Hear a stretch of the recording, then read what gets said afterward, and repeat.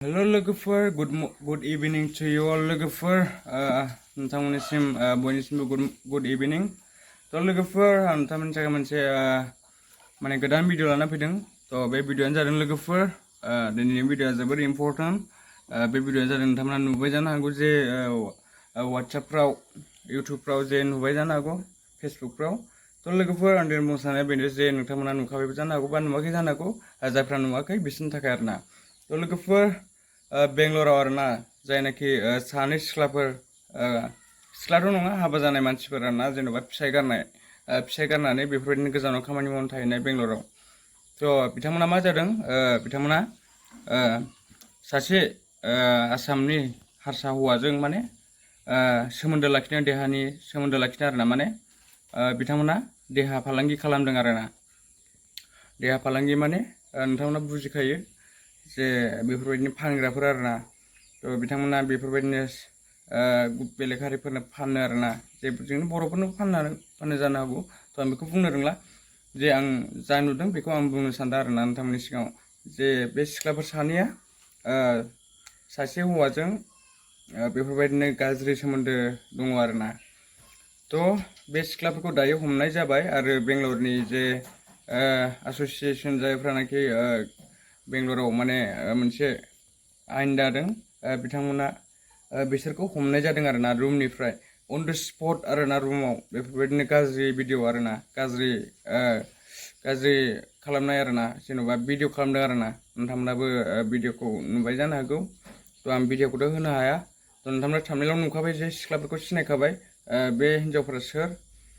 बिथांमोना गसाइगावनि आरो सासे बेंटलनि होनना खोनादों आरोना. थ' बेसेबांसिम सैथो बाथ्राया आं बेखौ बुंनो रोंला.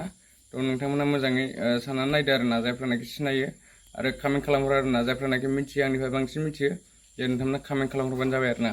थ' लोगोफोर मा होनबावनो जोंनि बर' हारियाव बेफोरबायदिनो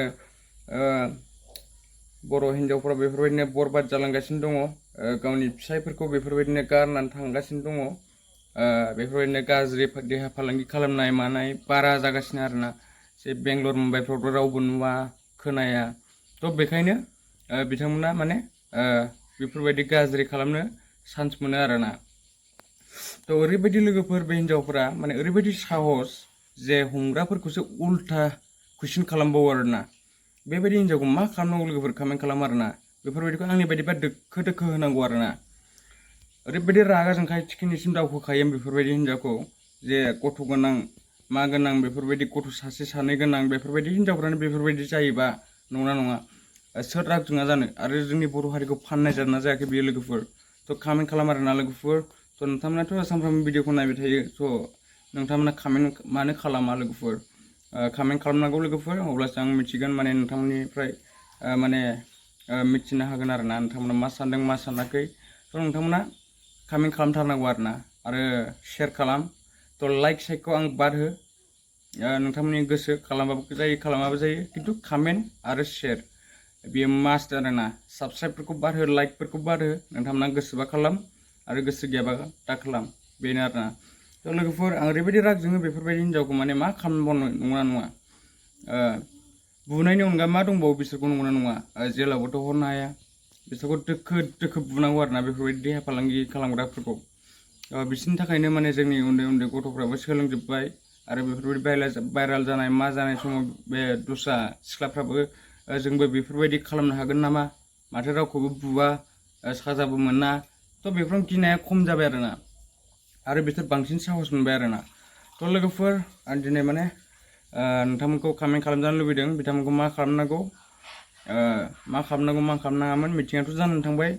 नेक्स्ट टाइमाव मोनोबा मा खालामनांगौ बेफोरबायदि हिन्जावखौ थ' कमेन्ट खालाम आरोना. थ' थेंक इउ सो माच लोगोफोर. नोंथांमोना भिडिअखौ मोजां मोनदोंबा लाइक शेयार खालाम साबस्क्राइब खालाम लोगोफोर. आरो बे हिन्जावखौ माने सासेखौ आं खोनानो मोन्दों जे फिसाइ गारनानै फैनाय नै बेफोरबायदि आरोना. फिसाइजों डाइभर्स जालायनाय आरोना.